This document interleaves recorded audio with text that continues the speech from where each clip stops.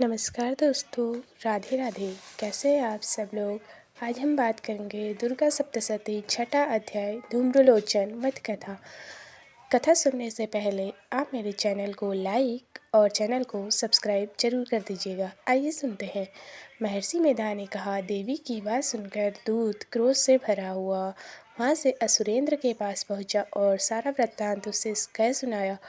दूत की बात सुन असुरेंद्र के क्रोध का पारावर न रहा और उसने अपने सेनापति धूम्रलोचन से कहा, धूम्रलोचना, तुम अपनी सेना सहित शीघ्र वहाँ जाओ और उस दुष्टा के केसों को पकड़कर उसे घसीटते हुए यहाँ ले आओ।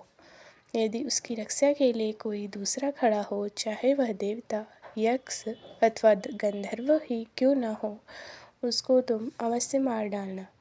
महर्षि मेधा ने कहा। शुंभ के इस प्रकार आज्ञा देने पर धूम्रलोचन 60,000 राक्षसों की सेना को साथ लेकर यहाँ पहुँचा और देवी को देख ललकार कर कहने लगा, अरे तू अभी शुंभ और निशुंभ के पास चला। यदि तू प्रसन्नतापूर्वक मेरे साथ में चलेगी तो मैं तेरे केसों को पकड़कर घसीटता हुआ तुझे ले चलूँगा। देवी बोली, असुरेंद्र का भेजा हुआ तेरे जैसा बलवान यदि बलपूर्वक मुझे ले जावेगा तो ऐसी दशा में मैं तुम्हारा कर ही कह सकती हूँ। महर्षि मेधा ने कहा। ऐसा कहने पर धूम्रलोचन उसकी ओर लपका, किंतु देवी ने उसे अपनी हुंकार से ही भस्म कर डाला। यह देखकर असुर सेना क्रुद्ध होकर देवी की ओर बढ़ी, परंतु अंबिका ने उन पर तीखे बाणों, शक्तियों तथा फरसों की वर्षा आरंभ कर दी।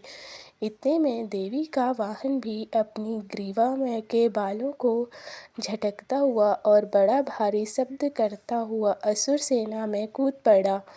उसने कई असुर अपने पंजों से, कई अपने जबड़ों से और कई को धरती पर पटक कर अपनी दाढ़ी को से घायल कर के मार डाला। उसने कई असुरों को अपने नख से पेट फाड़ डाले और कई असुरों का तो केवल थप्पड़ मारकर सिर धड़ से अलग कर दिया। कई असुरों की भुजाएं और सिर तोड़ डाले और गर्दन के बालों को हिलाते हुए उसने कई असुरों को पकड़कर उनके पेट फाड़कर उनका रक्त पी डाला। इस प्रकार देवी के उस महान बलवान सिंह ने क्षण भर में असुर सेना को समाप्त कर दिया। शुंभ ने जब यह सुना कि देवी ने धूम्रलोचन असुरों को मार डाला है और उनके सिंह ने सारी सेना का संहार कर डाला है, तब उसको बड़ा क्रोध आया। उसके मारे क्रोध के आँख फड़कने लगी और उसने चंड तथा मुंड नामक महाअसुरों की आज्ञा दी, हे चंडा, हे मुंडा, तुम अपने साथ एक बड़ी सेना लेकर वहाँ जाओ और उस देवी के बाल पकड़कर उसे बांध कर तुरंत यहाँ ले आओ। यदि उसको यहाँ लाने में किसी प्रकार का संदेह हो तो अपनी सेना सहित उससे लड़ते हुए उसको मार डालो, और जब वह दुष्टा और उसका सिंह दोनों मारे जाने तब भी उसको बांधकर यहाँ ले आना।